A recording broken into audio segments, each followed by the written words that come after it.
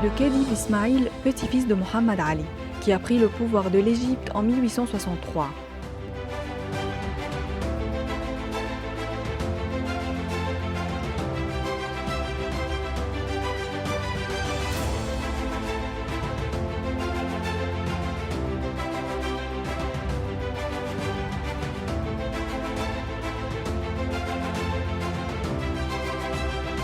Il voulait donner à l'Égypte une administration moderne. Il créa donc plusieurs projets et redessina des villes du Caire et d'Alexandrie pour en faire des villes modernes.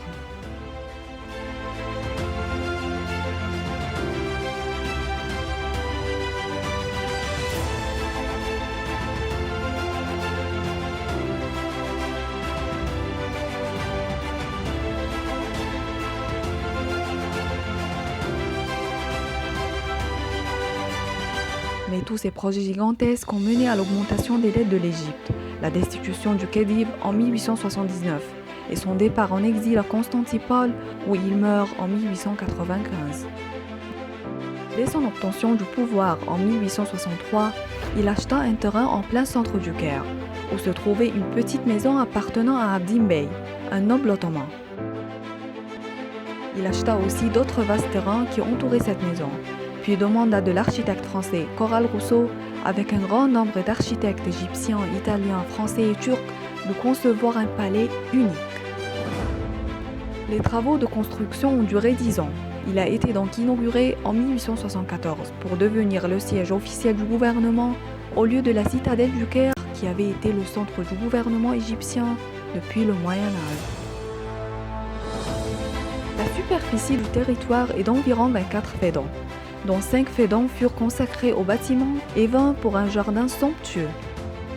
Le coût de construction du palais a atteint 700 000 livres égyptiennes, en plus de 2 millions de livres pour son ameublement.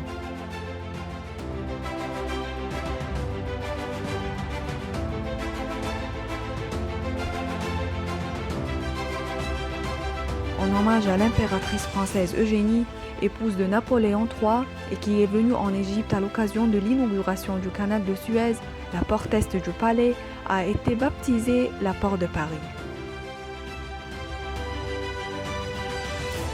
Cet édifice se compose de 550 chambres et plus que 4000 salles et salons, y compris le bureau du khedive qui contient l'horloge de Napoléon III, offerte par l'impératrice Eugénie, et un théâtre sans précédent, dont les chaises sont ornées d'or pur.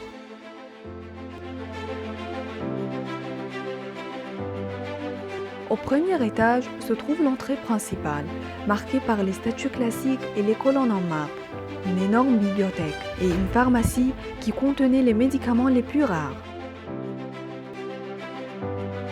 Le palais de Abdin est témoin de plusieurs événements historiques et influents, jusqu'à l'abolition de la monarchie et la proclamation de la République égyptienne en 1953. C'est où Rabi Pacha et d'autres officiers égyptiens ont révolté en 1881 et présenté leurs revendications militaires au khedive Taoufik.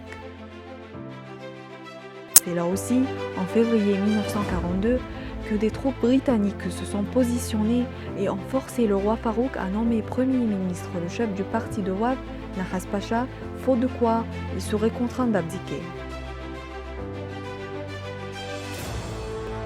Après 1952, le palais a été abandonné jusqu'au cours des années 70 et sa restauration par le gouvernement égyptien. Aujourd'hui, le palais contient 5 musées.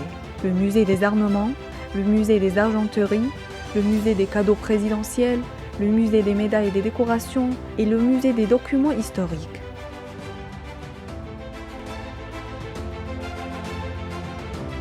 Après plus que 150 ans, aujourd'hui, le palais de Abdin reste impressionnant pour le monde entier, en étant une marque de raffinement et de luxe, ainsi qu'un témoin historique important situé sur le territoire égyptien.